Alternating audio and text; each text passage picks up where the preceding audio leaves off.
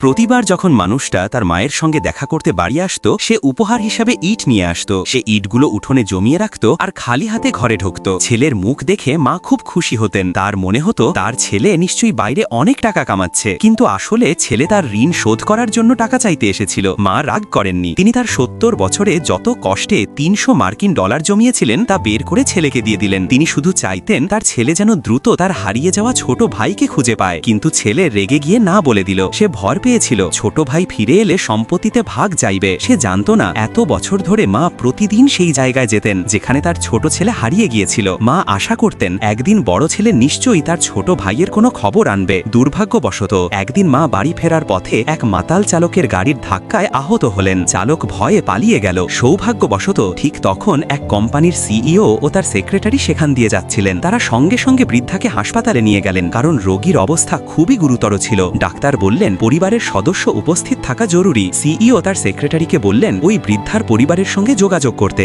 যখন বৃদ্ধার বড় ছেলে খবর পেল, সে তার প্রেমিকাকে নিয়ে হাসপাতালে এলো। ডাক্তার বললেন অস্ত্রোপচারে ১০ লাখ মার্কিন ডলার খরচ হবে। ছেলে ভয় পেয়ে গেল, কারণ তার কাছে এত টাকা ছিল না। প্রেমিকা পাশে গিয়ে ফিসফিস করে বলল চিকিৎসা বন্ধ করে দাও, মৃত্যুর পর তুমি পেনশনের বড় অঙ্কের টাকা পাবে। ঋণ শোধ করার লোভে ছেলে প্রেমিকার কথা মেনে নিল। রাতে যখন ওয়ার্ডে কেউ ছিল না, তারা মাকে চুপি চুপি সরিয়ে দিল। ঠিক সেই সময় দয়ালু সিইও ফিরে এলেন। তিনি আগেই অপারেশনের পুরো খরচ দিয়ে রেখেছিলেন, কিন্তু ডাক্তার জানালেন রোগীকে ছেড়ে দেওয়া হয়েছে। সেক্রেটারি ভয় পেয়ে দৌড়ে এলেন। তখনই জানা গেল সেই বৃদ্ধাই আসলে ওই সিইওর হারিয়ে যাওয়া মা। অন্যদিকে বড় ছেলে শেষকৃত্যের প্রস্তুতি নিচ্ছিল। সবাইকে বিশ্বাস করাতে আর টাকা পেতে সে জোরে জোরে ভুয়া কান্না করছিল। কিন্তু হঠাৎ এক অঘটন ঘটল। মা হঠাৎ জেগে উঠলেন, কারণ তাদের ষড়যন্ত্র ফাঁস হয়ে গিয়েছিল। ছেলে আর বউ রেগে গিয়ে মায়ের ওপর ঝাঁপিয়ে পড়ল। ঠিক তখনই সিইও সেখানে এসে পৌঁছালেন। একটাও কথা না বলে তিনি তাদের শাস্তি দিলেন। অবশেষে তিনি তার হারিয়ে যাওয়া মায়ের সঙ্গে মিলিত হলেন।